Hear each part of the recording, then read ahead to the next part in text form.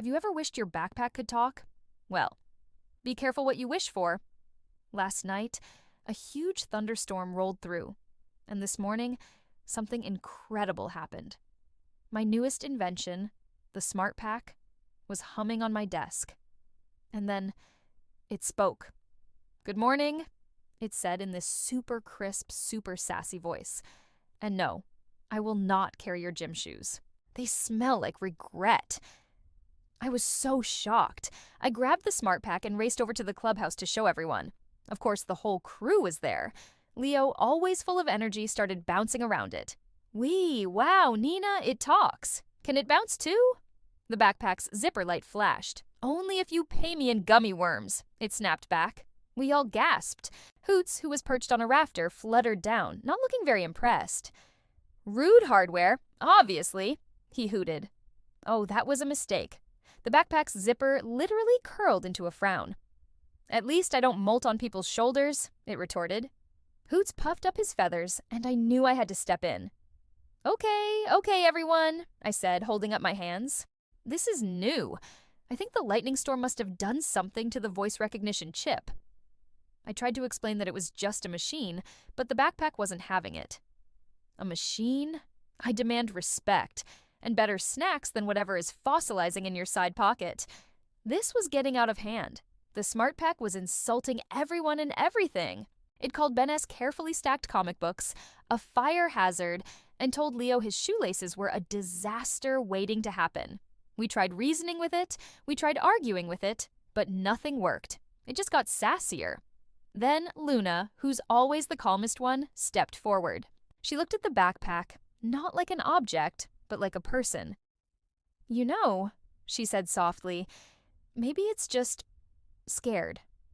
All these new voices can feel lonely." She reached out but didn't touch it. "Hi there," she said gently. "My name is Luna. We were about to build a new robot bird feeder. Would you like to help us design it?" For the first time, the backpack was silent. Its light flickered for a moment. Then that sassy voice came back. But it was softer. "Only if I get to design the roof," it said. We all looked at each other, amazed. Luna's gentleness had worked. That's when I finally understood.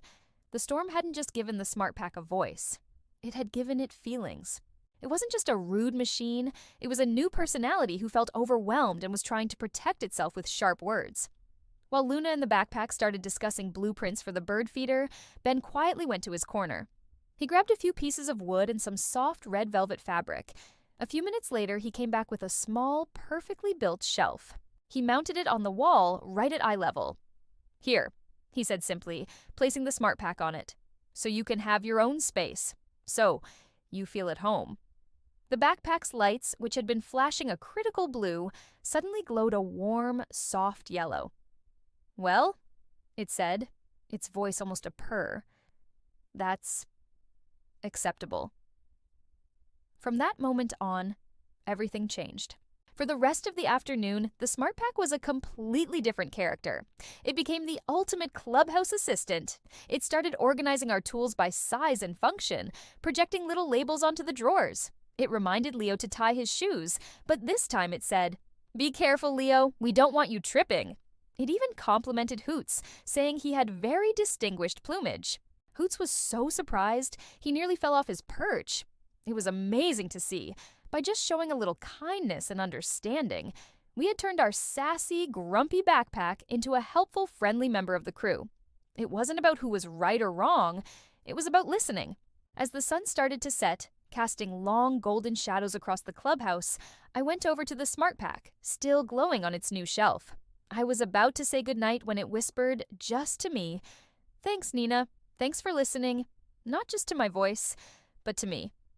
It made my heart feel so full. Just then, Leo bounced past, a huge smile on his face. He tossed a single gummy worm perfectly into the backpack's open side pocket. "Way, best backpack ever!" he yelled as he zoomed out the door. The Smart Pack caught it with a quiet little mechanical chuckle. Its light pulsed happily. "Obviously," it said. And you know what?